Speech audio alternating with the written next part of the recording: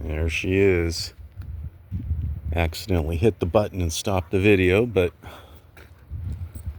she's all super worked up. She's excited about going out to the beach, but we can't. So we're gonna see if we might have a, there we go, might have a trail access and surf. But it's really pretty out here. We'll walk her around the maze, but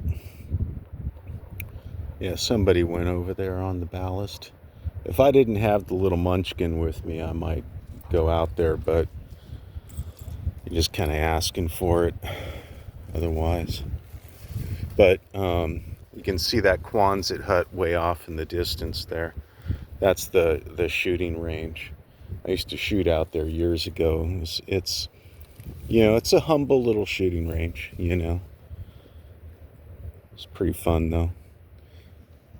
There were some people who I watched their channel, and they're actually, when they were out and about doing stuff, it was kind of fun because they went to some areas out in the country surrounding where they live, where I used to go hang out a lot, and so it was always super cool to see them go out at nighttime and film stuff, and they had some really good filming stuff. But they did a thing about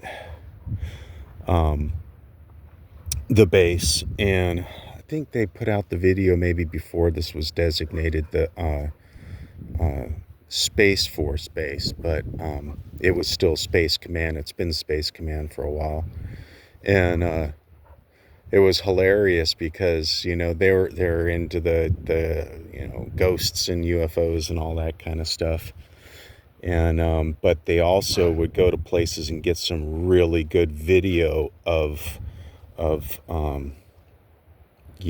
our aircraft doing some cool training and stuff like that. So they actually had some really good video, of jets, fighter jets and stuff like that, and good nighttime video. But they put out a video talking about how there's like some entrance to the underworld here and a secret under this and secret under that and all this other stuff, and they were pointing over at the shooting range. Oh my god, it's just so funny, man. It's just still to this day, it makes me crack up, man. And I'm sure anybody who works out at the base or is in the Air Force or Space Force who goes out to the shooting range, if you had heard that story, you'd probably crack up too. But on that coast up there, the cliffs and everything, man, it's just so magical. When I was a kid, when I was a young man and a kid, we would go bonsai out there, and it wasn't such a big deal, but now, it's a pretty big deal. So, sadly, but that's just the way it is. All right, girl, let's walk you over here. Let's go check it out over here so you guys can all see the picnic areas. They look like they're in not the greatest of shape, though. Sadly. Boy, she is just beyond excited, man. When she gets that way, she becomes super difficult to deal with. And it's only just because she's excited and she doesn't know what to do. She's just beside herself. She doesn't know where to go, what to do. She just starts freaking out, Too many options.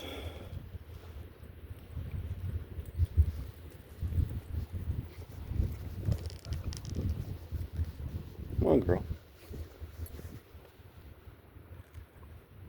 It's a lot cooler here than over at the place.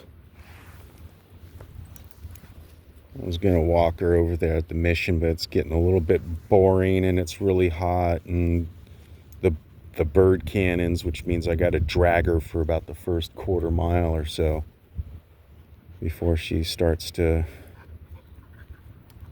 relax a little bit.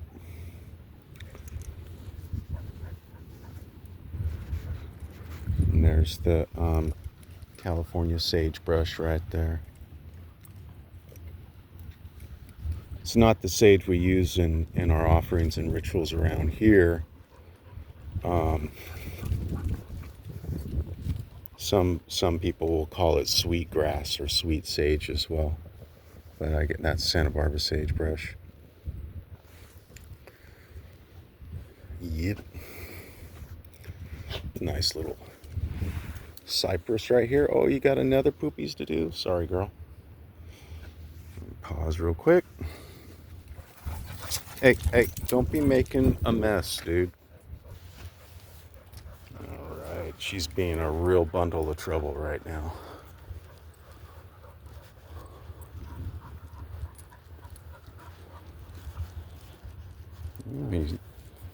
As soon as I embarrass her by saying that, she stops pulling me. What's left of a yucca? Oh, it's still growing. These things, man. I've removed so many of these, and I got some horror stories too, like entire buildings being ate up, and then like the wasps and stuff will come along, and the flies and everything, and then people will put those fly traps on there, and then they don't remove them, and then as the blob grows, it just gets all of it in there. So if you're working the chainsaw through there, you hit those nasty bags of the bird trap or the insect traps, man, and it's insane. And this right here is really kind of small in comparison. So if you can imagine some gangs of this stuff, don't eat that, girl. Like the size of this building or more. I've had to do more than that even, believe it or not. And it just becomes like, then you have to walk in it, and it just becomes this giant mess. Dude, I don't even understand why you want to do that. That's disgusting.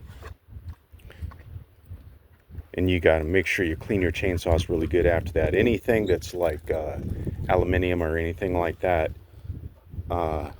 it'll very quickly start eating holes in like your brake, the plate over your brake and stuff like that. So you got to douche them down real quick after you're done cutting a yucca. Really important, just a reminder to you guys if you didn't already know. All right, so let's go walk back to the vehicle. That's really pretty. Hey, slow down. That's some of these rocks have fossils in them. Because this whole area was like uplifted at one point. I think it was like between 1.5 million or so years ago.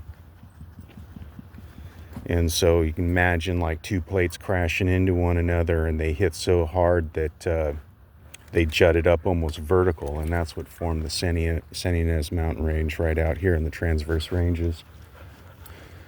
So you'll find all kinds of super cool fossils in some of these rocks.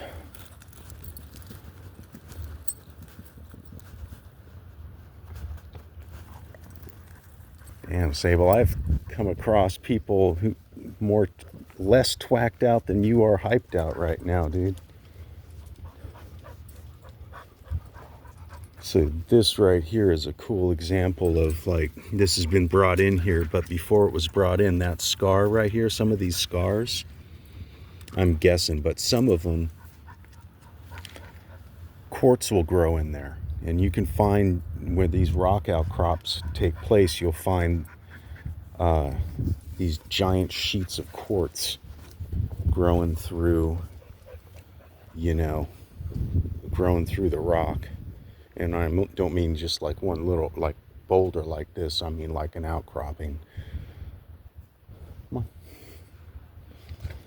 Come on.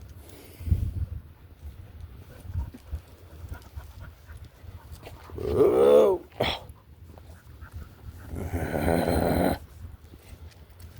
Boy, girl, you really know how to push somebody's buttons, man.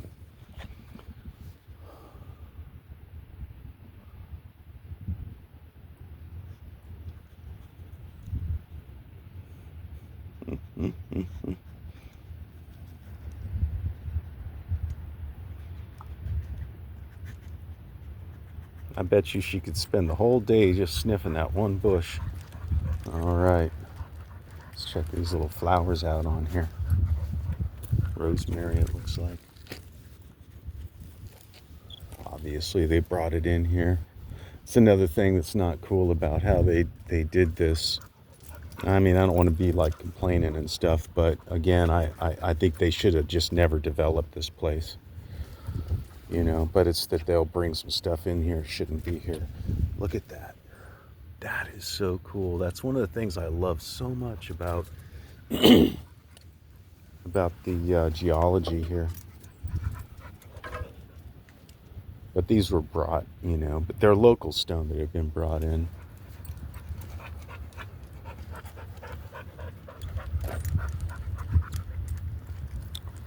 All right.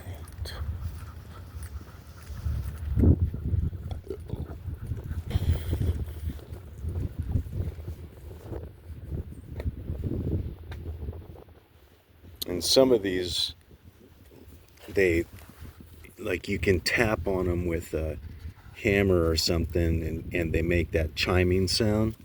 Probably not this one, but you could feel how solid those things are. Almost like hitting a piece of iron or something.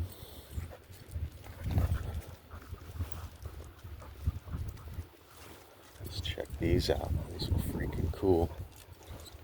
Look at that. Like that show that back in the 80s, Fraggle Rock.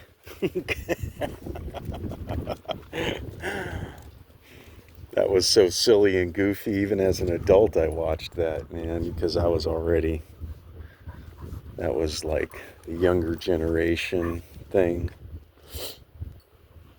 All right, well,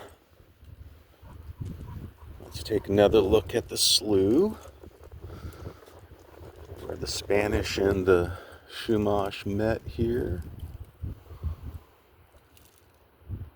Super awesome.